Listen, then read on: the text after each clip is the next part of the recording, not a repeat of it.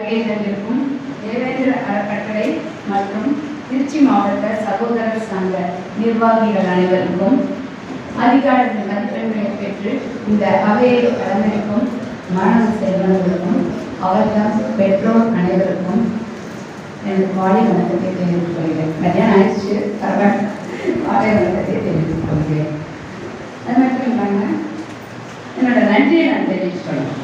தேவேந்திர அறக்கட்டளை தலைவர் ஜெயக்குமார் சார் என்னை கூப்பிட்டு இந்த மாதிரி ஸ்டூடெண்ட்ஸ் இருக்காங்க, அவங்களுக்கு நாங்கள் ஒரு சின்ன ஊக்கத்தொகை கொடுக்குறோமா, அது நீங்கள் தலைமை தாங்கணும்னு சொன்னார். எனக்குன்னு ஒரு கொடுத்து நன்றி கொடுத்து என்னை இந்த விழாவை அழைச்சதுக்கு அவருக்கும் மற்ற நிர்வாகிகளுக்கும் என் மனதார்ந்த நன்றியை தெரிவித்துக் கொள்கிறேன். நீங்கள் எல்லாரும் இந்த ஊக்கத்தொகை வாங்குறதுக்கு இங்கே வந்திருக்கீங்கன்னா அதுக்கு காரணம் அதிக மதிப்பெண், அதற்கான உங்களோட முயற்சி திருவினையாகும். எந்த ஒரு செயலை செய்யணும்னாலும் முயற்சி தான் ரொம்ப முக்கியம். தெய்வத்தால் ஆகாதெனினும் முயற்சி தன் மெய் வருத்த கூலி தரும். கடவுளே நம்ம கூப்பிட்டாலும் கிடைக்காத ஒன்றை நம்ம முயற்சி கொடுப்போம். அதான் கடவுளை நான் தப்பா சொல்லலை. நம்ம படிக்காம போயிட்டு சாமியை கும்பிட்டு போய் பரீட்சை நல்லா எழுத முடியுங்களா? பரீட்சை எழுத போறோம்னா நல்லா படிச்சுட்டு அப்புறம் சாமியை கும்பிட்டுட்டு போகணும். அப்பதான் எக்ஸாம் நல்ல கடவுள் வந்துட்டு நமக்கு ஹெல்ப் பண்ணுவாரு. எப்படி அந்த ப்ரெசன்ஸ் ஆஃப் மைண்ட், அந்த கொஸ்டினுக்கு என்ன ஆன்சர் சொல்லணும் அப்படிங்கிறது எழுதுறது, அது எல்லாமே நமக்கு வரும். ஸோ முயற்சியுடையார் நிகழ்ச்சி அறியார் என்ற மேற்கோளுடன் என்னோட உரையை தொடங்குகிறேன். என்ன பேசணும்? பெரியவங்க எல்லாம் நிறைய பேசினாங்க, ரொம்ப அருமையாக பேசினாங்க, நிறைய கருத்துக்களை சொன்னாங்க. நம்ம சமுதாயத்தை பற்றி சொன்னாங்க, நம்ம சமுதாயம் எப்படி இருந்தது, இப்போ நம்ம எப்படி இருக்கோங்கிறது ரொம்ப ரொம்ப அருமையாக சொன்னாங்க. அதனால என் ஹஸ்பண்ட் போய் கேட்டேன், எனக்கு இப்படி கூப்பிட்டுருக்காங்க நான் போயிருந்தேன்னா, பிகாஸ் அவர் ரொம்ப நல்லா பேசுவார். வந்திருந்தாலும் உங்கள் எல்லாமே சொந்தக்காரராக இருப்பார், அவ்வளோ அருமையாக பேசுவார். டாக்டர் தான் ப்ரொஃபஷன், ஆனால் அன்பு சொந்தங்களே அப்படின்னு தான் ஆரம்பித்தார் பேச ஆரம்பிக்கிறதையே. அவர் கொஞ்சம் வர முடியல, அதை ரீப்ளேஸ் பண்ணுறதுக்காண்டி டாக்டர் போய் எனக்கு சொல்லி எப்படி போய் பேசணும் அப்படின்னு சொல்லி உன்னை எதுக்காக கூப்பிட்டாங்க? ஸ்டூடெண்ட்ஸ்க்கு ஒரு மோட்டிவேஷனல் ஸ்பீச். அப்போ எதனால உங்களை அதை வந்து ரெஸ்பெக்ட் பண்ணி கூப்பிட்டுருக்காங்க? நான் படித்து டாக்டராக இருக்கிறதுனால படிப்பை பற்றி பேசு, கல்வியை பற்றி பேசு, கல்வியின் முக்கியத்துவத்தை சொல்லு ஸ்டூடெண்ட்ஸ்க்கு. இந்த கல்வி தான் உயர்நிலைக்கு கொண்டு போகும். பெற்றவங்க செல்வத்தை சேர்த்து கொடுக்கணும்னு அவசியமே இல்லை, கல்வியை கொடுத்தாங்கனாலே போதும். உனக்கு என்ன கிடைச்சதோ அதை சொல்லு அப்படின்னா. பேசிக்காக சார் சொன்ன மாதிரி நான் பிறந்தது தஞ்சை குந்தை மீனாட்சியார் மருத்துவமனை, குணமங்கலம் கிராமம். அப்பா 4 அம்மாவுக்கு ஒரே பையன். ஏன்னா குழந்தைகள் நடத்துறதுக்கு கல்யாணம் பண்ணியிருக்காங்க, ஒரே பையன். எப்படி இருந்திருப்பாங்க நினச்சி பாருங்க. வசதியே இல்லைனாலும் அந்த ஊருக்கு அவர் வசதி மாதிரி பயணத்தை சேர்த்தார். சீக்கிரம் கல்யாணம். எங்கள் அம்மா பார்த்தாங்க, இதெல்லாம் வேலைக்காக அப்படிங்கிறது நான் கூப்பிட மாட்டேன், ஏதாவது வேலை வாங்கி ஊரை பக்கம் கிளம்புவோம்பா அப்படின்னு சொன்னாங்க. கலாசி வேலை, அப்ரண்டிஸ், ரயில்வேல, சதன் ரயில்வேல வேலை வாங்கிட்டு பழனிக்கு போகிறாரு. 6 குழந்தைகள் பெற்றிருக்கிறார். நாங்கள் 6 பேர், 4 பெண்கள் 2 பசங்க. ஆனால் நான் 9th படிக்கிறப்ப அம்மா படம் சரியில்லை. தஞ்சாவூர் மெடிக்கல் காலேஜ் அவங்க அம்மா இருந்துட்டு, அப்பா நாங்கள் பார்த்து போகிறோம் கூப்பிட்டு வந்தாலும் தஞ்சாவூர் மெடிக்கல் காலேஜ் கொண்டு போனால் வயிற்றுல புற்றுநோய் அப்படின்னு 36வது வயதில் எங்கள் அம்மாவுக்கு டயக்னோஸ் பண்ணாங்க. தெரியல யாருமே எங்களுக்கு. ஆப்ரேஷன் ஓப்பன் பண்ண பிறகு தான் புற்றுநோய். ஒரு 6 மாதத்துக்குள்ள அம்மா தவறிடுறாங்க. நான் 9th standard half yearly exam. எனக்கு மேலே 2 பேர், கீழே 3 பேர், மொத்தம் 6 பேர் அப்படின்னு சொன்னேன். அப்பா மறுமணம் செய்துக்கல. ஆனால் குழந்தைகள் எப்படி வளர்த்துறது அப்படிங்கிறது கூட்டு குடும்பத்தோட முக்கியத்துவம் இருக்குது. ஆனால் நாங்கள் வேலை நிமித்தமாக பயணி போயிட்டோம், அப்பாவோட வேலை நிமித்தமாக. ஸோ அப்பா வந்து மறுபடியும் கிராமத்துக்கே வந்துடணும் அப்படின்னு முடிவு பண்ணி எங்களெல்லாம் கூட்டிகிட்டு இங்கே வந்துடுறாரு. கிராமத்தில் இருந்துட்டு நாங்கள் தஞ்சாவூர் ஸ்கூலுக்கு, பிளேகே ஸ்கூல் போகிறோம். அப்பா தஞ்சாவூர் குணமங்கலத்துலேருந்து பொன்மலைக்கு ரயில்வேக்கு வேலைக்கு வர்றாரு. 4 மணிக்கு எழுந்திரிக்கணும், ஒரு 5 மணிக்கு போயிடுவாரு. எங்கள் தாய் மாமா 2 பேர், எங்கள் சித்தி ஒருத்தவங்க எங்களை பார்த்துட்டு கிராமங்களாக இருக்கிறதுனால எங்களை ஸ்கூலுக்கு அனுப்பிச்சாங்க. ஆனால் லைட் கிடையாது, அரிக்கன் தான் படிக்கணும். அரிக்கன் லைட் வச்சு குணமங்கலத்தில் அவள் தான் ஃபெசிலிட்டி. குழந்தைக்கு பாதுகாப்புக்காண்டி அப்போ போனாரு. ஆனால் பேசிக் ஃபெசிலிட்டியாக ஒரு லைட் கூட இல்லை அந்த ஊரில். ஸோ அப்பா பார்த்தாரு, ஒரு வருஷம் வேலைக்காக வாங்க மியூச்சுவல் ட்ரான்ஸ்ஃபர், மறுபடியும் வந்து ஒருத்தர் பணம் கொடுத்து மறுபடியும் அவரை பொன்மணிக்கு வர சொல்லி பாட்டிக்கு போயிட்டார். அந்த ஊரில் என்னால் எவ்வளோ எனக்கு ப்ரொமோஷன் கிடைக்குமோ அது எனக்கு போதும். என் பிள்ளைகளை பார்த்து நாங்கள் எங்கள் 6 பேரில் 5 பேர் டாக்டர் ஆகினார். ஒருத்தர் டாக்டர் ஆகிறது அவ்வளோ கஷ்டம். நாங்கள் எல்லாருமே கவர்மெண்ட் காலேஜில் தான் படித்தோம். அப்பா ஒருத்தவங்க படித்தாங்க. அதுக்கப்புறம் எங்களுக்கு ஒவ்வொருத்தருக்கும் ஓகே. ஏன்னா அவர் சொல்லுவார், பெண்களுக்கும் பாதுகாப்பான ஒரு படிப்பு மருத்துவ படிப்பு. அவர் வந்து எஸ்எல்சி தாங்க, ஆனால் நிறைய சொல்லுவார். நான் எம்பிபிஎஸ் முடித்தோடனே நான் அனஸ்தீசியா படிப்பேன். அனஸ்தீசியா மேலே ரொம்ப ஆசையாக இருக்கேன், எனக்கு ரொம்ப பிடிக்குது. இல்லை அனஸ்தீசியா படிச்சுன்னா நீ யாரையும் டிபெண்ட் பண்ணி இருக்கணும். ஒரு சர்ஜன் உன்னை கூப்பிட்டாலும் நீ போய் ஆப்ரேஷன் பண்ண முடியும், இல்லைன்னா நீ வீட்டில் உட்காந்துருக்கணும். மகப்பேறு மருத்துவராக எந்த காலத்துக்கும் பார்த்தார். ரசமாக ஆகாத ஒரு ஆச்சரியமாக இருக்குது எப்படி அவரால் வெறும் எஸ்எஸ்எல்சி படிச்சுட்டு எனக்கு அப்படி ஒரு அட்வைஸ் சொல்லி என்னை வீடியோ படிக்க வச்சார். அதுக்கப்புறம் எப்படி படித்தேன். டாக்டர் பரமேஸ்வரத்துக்கு கல்யாணம் பண்ணி கொடுத்தாரு. அவர் அதுக்கு மேலே நீ படிக்கிறியா படி அப்படிங்கிறார். ஸோ என்னோட முதல் குழந்தை பிறந்ததுக்கப்புறம் நான் வீடியோ படித்தேன். இப்போ வந்து 2வது டாக்டர் நான் ப்ரெக்னென்ட்டாக எம்டி சென்னையில் படிக்கிறேன். டெலிவரி வந்தாச்சு. டெலிவரி பண்ணி 18 நாள் லெட்டர் வருது. இப்போ மாதிரிலாம் கம்யூனிகேஷன் மெயில் அப்படியெல்லாம் கிடையாது, போஸ்ட் தானே வருங்க. லெட்டர் வருது 10 days உடனே வந்து ஜாயின் பண்ணோம். பண்ணுன்னா ஃபஸ்ட் இயர் எக்ஸாம் எழுதுறேன், எம்பி எக்ஸாம். இல்லைன்னா 1 வருஷம் எக்ஸ்டென்ஷன் வரும். நான் குழந்தை என் தங்கச்சி கையில் கொடுத்துட்டு ஃபீஸ் ஆல்சோ கைனகாலஜிஸ்ட் எம்டிஓஜி அவங்க கையில் கொடுத்துட்டு அவங்களுக்கு திருமணமாக 5 வருஷம் ஆயிடுச்சு. அப்போ இருக்க குழந்தை இல்லை. நான் போயிட்டேன். நான் போனேன், எம்டி படித்தேன். ஃபர்தர் மெடிக்கல் காலேஜில் போஸ்டிங் திரும்ப இங்கே வந்து மெடிக்கல் காலேஜில் அசிஸ்டன்ட் ப்ரொஃபஸராக ஜாயின் பண்ணிட்டேன். ஆனால் குழந்தை எங்களுக்கு வரல, தங்கச்சி தரமாட்டேன். ஏன்னா நாங்கள் அண்ணன் தம்பி அந்த தங்கச்சி கல்யாணம் பண்ணியிருந்தோம். ஸோ அந்த மாதிரியான ஒரு உறவு இருந்ததுனால என் தங்கச்சிக்கே குழந்தை இருந்தது. +2 முடிச்ச பிறகு தான் எனக்கு தந்தாங்க. அதுக்கப்புறம் என் தங்கச்சிக்கு டெஸ்ட் டியூப் மூலமாக குழந்தை கிடச்சிது. அதுக்கப்புறம் தான் நான் கைனகாலஜிஸ்ட் வந்து ரொட்டீனாக நம்ம டெலிவரி பார்க்குறத விட ஏன் நம்ம கொஞ்சம் மாற்றி குழந்தையே இல்லாதவங்களுக்கு, ஏன்னா 12 வருஷம் என் சிஸ்டர் பட்ட கஷ்டம் நாங்கள் கண்ணால் பார்த்தோம். என் குழந்தையெல்லாம் இருந்துச்சு, எங்கள் பாப்பா குழந்தையெல்லாம் இருந்துச்சு. நாங்கள் எல்லாம் ஜாயின்ட் ஃபேமிலி. இப்போ யாரும் ஜாயின்ட் ஃபேமிலி இருக்காங்க தெரியல. இன்றைக்கி நாங்கள் வந்து கோயம்புத்தூரில் எல்லாம் ஒன்றா தான் இருந்தோம். அதனால் வந்து குழந்தையிலேயே நாங்கள் ஐவிஎஃப் போய் பண்ணதெல்லாம் பார்த்துட்டு சரி இதை நம்ம படிப்போம், பிரான்ச் அவுட் ஆகும் அப்படின்னு சொல்லி தான் நான் அதில் ஐவிஎஃப் படிக்க ஆரம்பித்தேன். படிக்க ஆரம்பித்த வயசு எனக்கு 40 வயசு. டெஸ்ட் டியூப் பற்றி படித்தாங்க. என் புக்கில் ஒரு சாப்டராக நான் படித்தது எம்டி படிக்கிறப்ப ஐவிஎஃப் அப்படிங்கிறது, இன்விட்ரோ ஃபெர்டிலைசேஷன் டெஸ்ட் டியூப். நிஜமாவே அந்த எம்ப்ரியோவை என்னோட ஹாஸ்பிட்டலுக்குள்ள ஒரு மைக்ரோஸ்கோப்பில் கண்ணில் பார்க்குறப்ப எனக்கு புல்லரிச்சது, ஆச்சரியமா இருந்தது. அதுலேருந்து ஒரு பாசிட்டிவ் ப்ரெக்னன்சி வந்தப்போ அதுக்கு மேலே சந்தோஷமா இருந்துச்சு. அதுக்கப்புறம் தான் ஒரு தூண்டுதலாக இருந்துச்சு. எங்கள் இக்ஸி ராணி இன்னைக்கு திருச்சி மெடிக்கல் காலேஜில் ஃபைனல் இயர் படிச்சுட்டு இருக்கு. அதை நாங்கள் அப்படி தான் சொல்லுவோம், எங்கள் கடைக்குட்டியை தங்கச்சி பாப்பாவை இக்ஸி ராணி. ஏன்னா அது டெஸ்ட் டியூப் மூலமாக கலந்தது. இன்னைக்கு final year medicine Trichy medical காலேஜில். ஸோ கணக்கு சொன்னோம் 4 பெண்கள் சொன்னாங்க இல்லையா, என்னோட குழந்தையும் தங்கச்சியோட குழந்தையும் சேர்த்து 4 பேருமே டாக்டர். இதை பார்த்தீங்க அப்படின்னு சொன்னால் பெரிய பொண்ணு 2 பேரும் கைனகாலஜிஸ்ட் சென்னை மாதிரி எம்டி படித்தாங்க.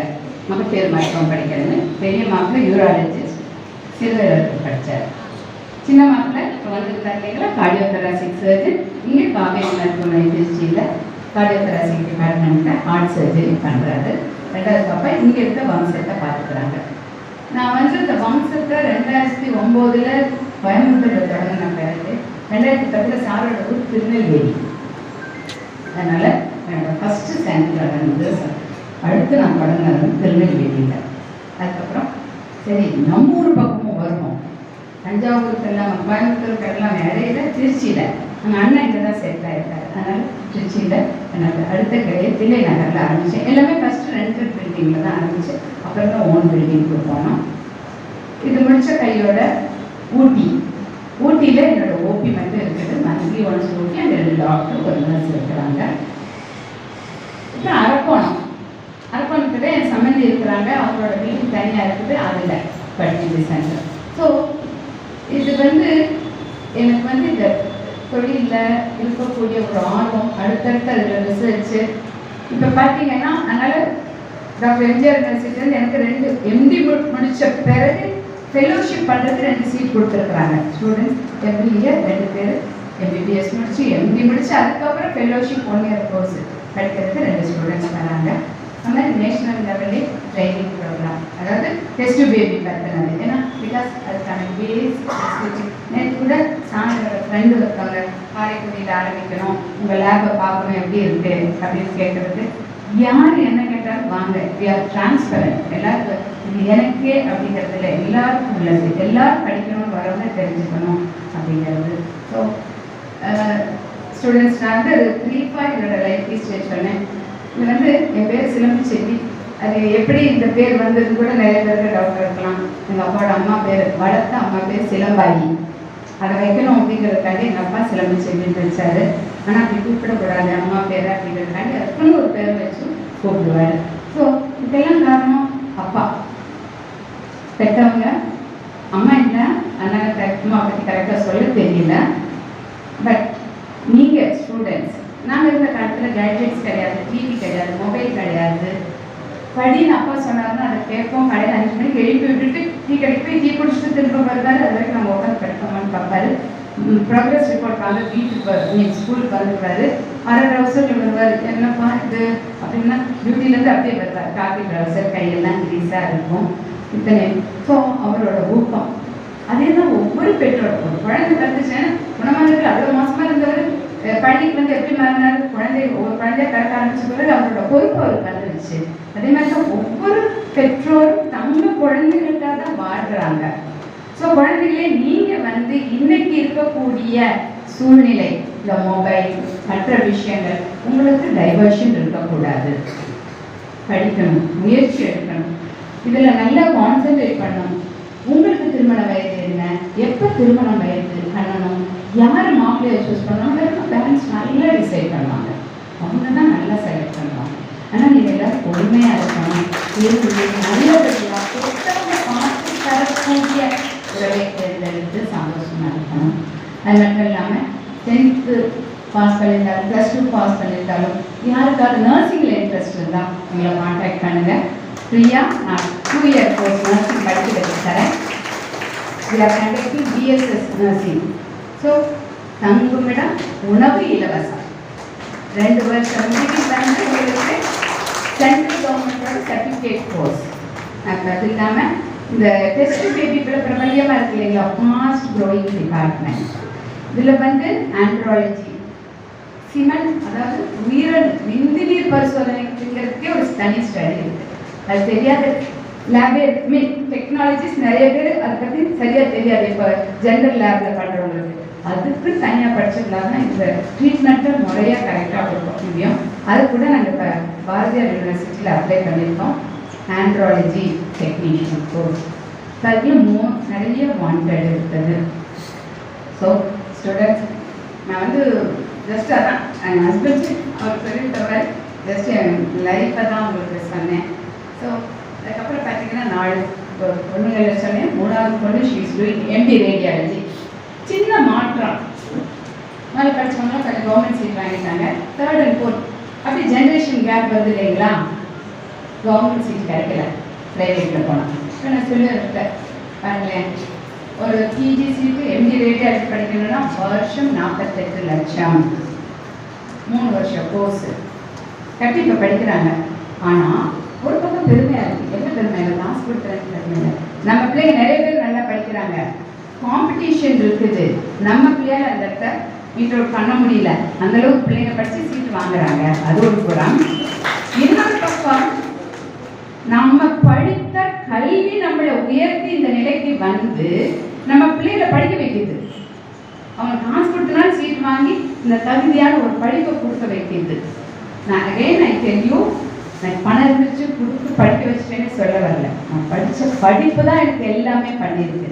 அதனால் சில்ட்ரன், தயவு செஞ்சு கல்வியை கைவிட்டுறாதீங்க. படிங்க படிங்க படிங்க, கடைசி வரைக்கும் படிங்க. படிப்புக்கு வயது லிமிட்டே கிடையாது. அதுவும் டாக்டரெல்லாம் ஆகிட்டோன்னு வச்சுக்கோங்க, யாருக்கு எங்கள் வயசு கடைசி வரைக்கும் படிச்சுட்டே இருக்கும். ஏன்னா இல்லை இன்னைக்கு கூட சும்மா வந்து இன்னைக்கு அது பார்த்தீங்கன்னா கண்டினியூ மெடிக்கல் எஜுகேஷன் அப்படின்னு ஒன்று சிஎம்இ எங்களுக்கு ஒரு இடத்துல நடந்துகிட்டே இருக்கும். இன்னைக்கு ட்ரையாசிஸ் திருச்சி சொசைட்டி மீட்டிங் அவங்க போயிருக்கணும். இல்லை பாப்பா நான் ஒரு தடவை இல்லை இவ்வளோ பேர் வராங்க அம்மா மக்கள் நீ ஒரு தடவை பார்த்துட்டு வந்துடும், பார்த்து உடனே மீட்டிங் போயிடும் நான் நேரத்தில் வந்தேன் வர சொல்லி வந்தாங்க. ஓகே எனக்கு சில்ட்ரன் இல்லை இன்னும் ரெண்டு இருக்கும். பாதுகாப்பாக இல்லை ரொம்ப முக்கியம். படிக்கிற இடத்துலையும் சரி வேலை பார்க்குற இடத்துலையும் பெண்கள் ரொம்ப ரொம்ப பாதுகாப்பாக இருக்கணும். இப்போ ரீசெண்டாக இந்த மெடிக்கல் காலேஜில் நடந்த இன்சிடென்ட் உங்களுக்கே தெரியும். கோடிகளில் கட்டி நாங்கள் பெண் குழந்தைகளை படிக்க வச்சாலும் அங்கே பணிபுரியும் சூழ்நிலை சரியாகவே இருக்காது. அது ஈவன் பிரைவேட் மெடிக்கல் காலேஜாக இருந்தாலும் 10 ஏக்கரில் பிரைவேட் மெடிக்கல் மினிஸ்டர் கட்டி போட்டிருப்பாரு. அங்கங்கே பில்டிங் இருக்கும். இடையில பார்த்தீங்கன்னா காடாக இருக்கும். நைட் டியூட்டி எந்த இதில் night duty 36 hours 40 hours doctors பண்ண வேண்டி இருக்குது டியூட்டி. அட்லீஸ்ட் நீ கடையில் போனால் நீ நைட் டியூட்டி பண்ணி அடுத்த நாள் டியூட்டியும் பண்ணணும். இதில் பண்ணுறாங்க ஐடி டிபார்ட்மெண்ட்டில் பண்ணுறாங்க. ஆனால் ஏசி ரூம்குள்ள ரொம்ப கம்ஃபர்டபுளாக கேன்டீன் உள்ளே இருக்கும். பட் ஒரு அரசு மருத்துவமனையில் பணிபுரிகிற டாக்டருக்கோ ஒரு ஸ்டூடெண்ட்டுக்கோ அந்த ஃபெசிலிட்டி கிடையாது. ஈவென்னா கூட அவங்க வெளியில் தான் போகணும். அந்த இருட்டுக்குள்ள எப்படிங்க கண்ணு முடிச்சுட்டு இருக்கிற ஒரு டீ தண்ணி கூட இல்லாமல் சரி ஓவர் நைட் வேலை பார்க்குறதுல அடுத்த நாள் ரிலீவ் இல்லைன்னா கண்டினியூ பண்ணுவாங்க. அப்படி இருக்கிறப்ப அசந்து அந்த பொண்ணு செமினார் மேலே போய் தூங்கியிருக்கிறான். அந்த குழந்தைக்கு நடந்த சோகம் பெரிய சோகம். அடுத்து இங்கே எல்லாருமே எந்த வயசுனாலும் முயற்சி விடக்கூடாதுங்கிறதுக்கு ரஞ்சிதமேனோன்னா எல்லாருக்கும் தெரியும். ரஞ்சிதமே சாங் தான் விஜய் படத்தில் வருது. அப்படி இல்லை, ரஞ்சிதா கோபாய் அப்படிங்கிறவங்க 63 வயதில் இன்னைக்கு பேப்பரில் வந்திருக்கு சாதனை படிச்சிருக்கிறாங்க. ஸ்விம்மிங்கில் சாம்பியன் ஆகிருக்காங்க. 63 இயர்ஸ். அவங்க இதை ஆரம்பிச்சிருக்கணும் 40வது வயதில். கல்யாணம் பண்ணிட்டு அவங்க அஸ்ஸாம் ரொம்ப பின்தங்கின ஸ்டேட். நம்மளாம் ரொம்ப அட்வான்ஸ் தமிழ்நாடுலாம் அஸ்ஸாமோட கம்பேர் பண்ணுறாங்க. அங்கே இருந்த பெண் அவங்க கணவர் ஒரு ஃபெலோஷிப் பண்ண போகிறாங்க. பிலிப்பைன்ஸ் போகிறாங்க. ஆமாம் பிலிப்பைன்ஸ் தான் போனாங்க. அங்கே மீட்டிங் பார்ட்டிக்கெல்லாம் போகிறப்போ பூல் பார்ட்டி, அதாவது பூல் ஸ்விம்மிங் பூல் கரையில் பார்ப்பாங்க அந்த கண்ட்ரியில். ஆனால் இந்த பொண்ணு போய் ஸ்விம்மிங் தெரியாதுன்னா கரையில் உட்காந்து எல்லாம் ஸ்விம் பண்ணுறது வேடிக்கை பார்த்துட்டு இருக்கும். திரும்பி இந்தியாவுக்கு வந்த பிறகு அங்கே அவங்க ஊரில் அப்போ தான் ஒரு அகாடமி ஆரம்பித்து ஸ்விம்மிங் ஆரம்பித்து 40வது வயதில் அந்த அம்மா சேர்ந்து அவங்க சில்ட்ரன் தான் அவங்களை ரொம்ப என்கரேஜ் பண்ணியிருக்காங்க. சில்ட்ரன் கேட்டுக்கோங்க, குழந்தைய தான் அவங்க அம்மாவை ரொம்ப என்கரேஜ் பண்ணி நீ பண்ணு ஃபண்டு ஜென்ரேட் பண்ணி கொடுத்துருக்குறாங்க. கொடுத்து அந்த அம்மா இப்போ இன்டர்நேஷ்னல் சாம்பியன் ஆகிருக்கிறாங்க. ஸோ சில்ட்ரன் இந்த நீங்கள் பெற்ற இந்த உதவித்தொகை உங்களுக்கு ஒரு ஊக்கமாக இருக்கட்டும். உங்கள் கனவுகள் வெற்றி அடைய உற்சாகமாக துணிச்சலாக பயணம் செய்யுங்கள். உங்களால் எதையும் சாதிக்க முடியும். நம்பிக்கை, கடின உழைப்பு மற்றும் தன்னம்பிக்கையும் உங்கள் கனவுகளை நோக்கி பயணத்தை தொடங்குங்கள். இன்றைய முடிவெடுங்கள், நாளை சாதியுங்கள். சரித்திரம் உங்கள் சாதனை பேசட்டும். நன்றி. தேங்க்யூ.